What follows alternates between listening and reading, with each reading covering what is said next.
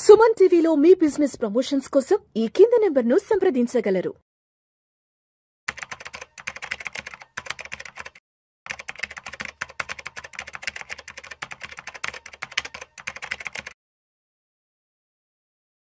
Sir Anil గారు నమస్తే sir. నమస్తే అండి. Welcome to Vishnu talks. Thank you అండి ఇన్వైట్ చేసిన. సో అనిల్ గారు, ఈ వీడియోలో బంగారం వెండి ధరల గురించి కాస్త సావధానంగా మాట్లాడుకుందాం. దీపావళి ముందు వరకు బంగారం వెండి ధరలు ఎలా ఉన్నాయంటే, బంగారం విషయానికి వస్తే ఆల్మోస్ట్ 1,35,000 రూపాయల వరకు బంగారం ధర పలికింది. అదేంటో దీపావళి మరుసటి రోజు నుంచి ఏమైందో కానీ బంగారం వెండి ధరలు భారీగానే కుప్పకూలాయి. ఎవరు ఊహించినంత రీతిలో కుప్పకూలాయి. బంగారం విషయానికి వస్తే ఆల్మోస్ట్ ఒక 10% ఫాల్ అయింది. సిల్వర్ విషయానికి వస్తే 15% వరకు ఫాల్ అయింది. ఎందుకంటారు? దీపావళికి ముందు అంతలా ధరలు అరాచకంగా పెరిగిపోయాయి. ఎందుకంటారు? దీపావళి తర్వాత ఒక్కసారిగా బంగారం వెండి ధరలు బాగా చల్లబడ్డాయి. చాలా రిలవెంట్. అంటే ఇప్పుడు లాస్ట్ 1 మంత్ ఎస్పెషలీ అక్టోబర్ మొత్తం కూడా బంగారం సిల్వర్ యొక్క ర్యాలీ అనేది గుర్తుండిపోయేలాగా పరిగెత్తింది. సో స్పీడ్ మామూలుగా ఏంటంటే పెరుగుతాయి అసెట్స్ అనేది అందరికీ తెలుసు. బట్ స్పీడ్ ఎట్ విచ్ పెరిగింది అవడం మాత్రం అన్యూజువల్. ఇంత ఫాస్ట్గా జనరల్గా వెరీ రేర్లీ బంగారం కానీ సిల్వర్ ప్రైస్, ఎస్పెషల్లీ సిల్వర్ చాలా ఫాస్ట్గా ర్యాలీ అందుకుంది. ఒక 3 నెలల క్రితము 1,15,000 1,16,000 దగ్గర ఉన్నది బయట మార్కెట్లో 2 లక్షల వరకు వెళ్ళింది. 180 190 దగ్గర చాలా మంది కొనుక్కున్నారు. బట్ ఈవెన్ ఎంసీఎక్స్ ప్రైస్ కూడా నియర్లీ 1,68,000 వరకు 69,000 వరకు వెళ్ళింది.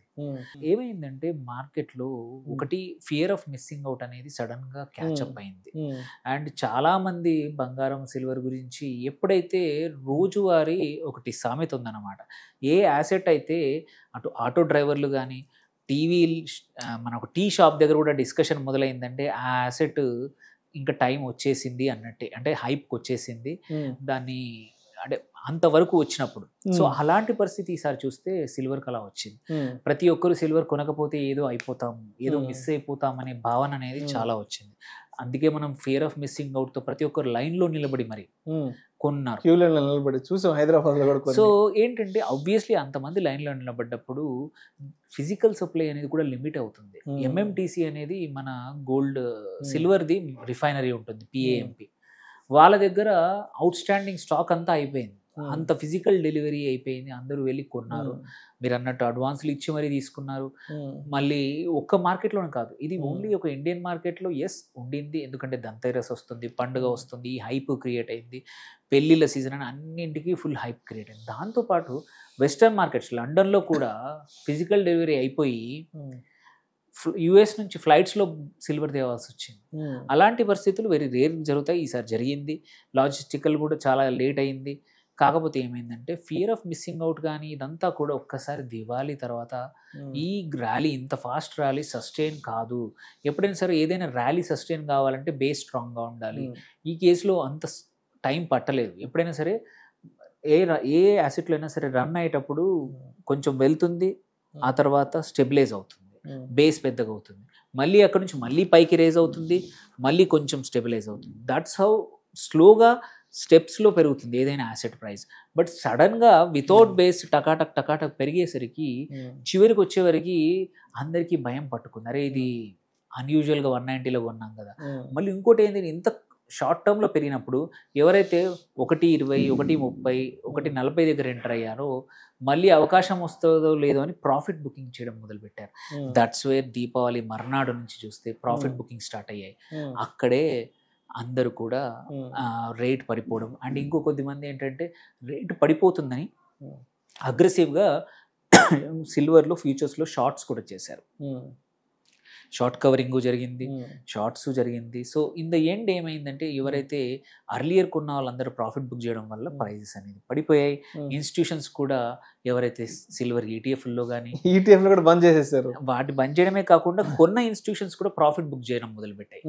దేర్ బై ఏంటంటే మళ్ళీ 145 146 ఆ రేంజ్కి వచ్చాయి.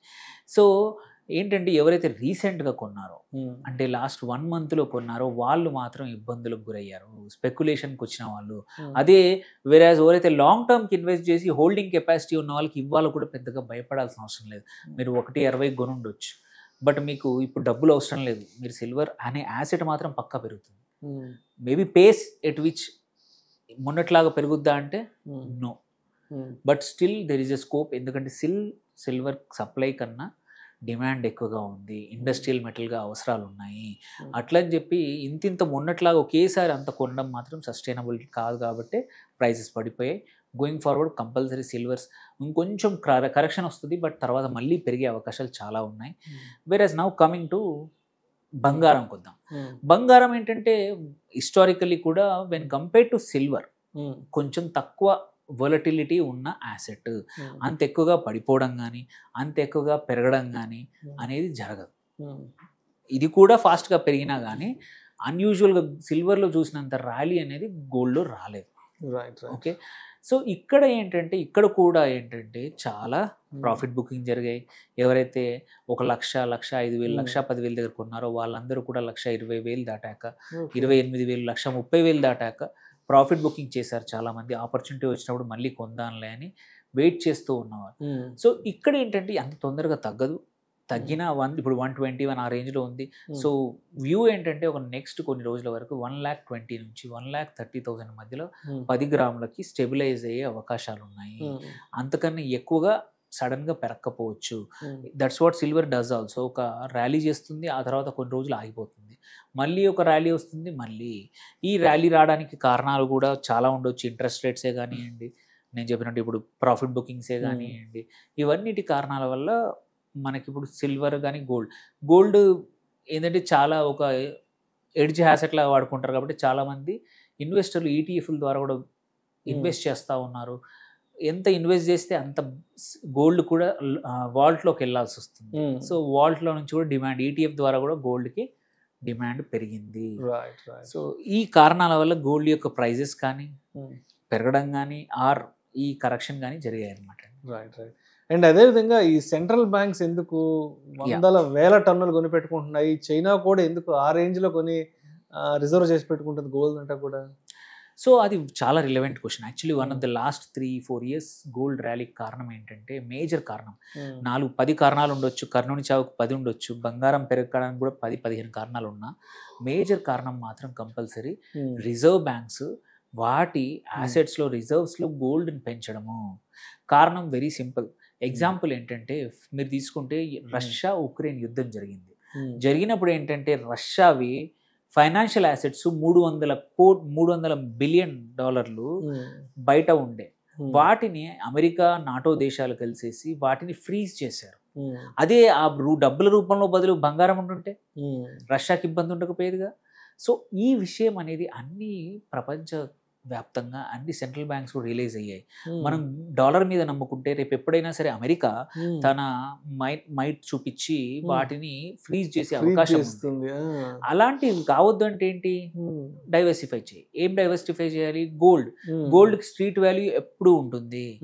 గోల్డ్ మీరు బంగారంని పెంచేస్తూ యుఎస్ డాలర్ని తక్కువ చేస్తూ పోతా ఉంటే ఫస్ట్ థింగ్ నీ కరెన్సీ స్ట్రాంగ్ అవుతుంది. బికాస్ నీ currency is back by real asset. Okay, simultaneously America ఇట్లాంటి చేద్దాం అనుకున్నప్పుడు కూడా మీకు ధైర్యంగా. అందుకే central banks nearly last year తీసుకున్న 1,00,000 టన్నుల బంగారాన్ని కొన్నాయి.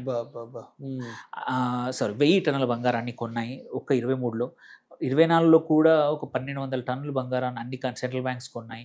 ఇదొక్క చైనా నుంచే కాదు, most of the central banks ఇవి చేస్తూ ఉన్నాయి. డాలర్ని డంప్ చేసేసి డాలర్ బదులు, ఎందుకంటే డాలర్కి కంట్రోల్ ఏంటి ఎంత కాదన్నది అమెరికన్ కరెన్సీ.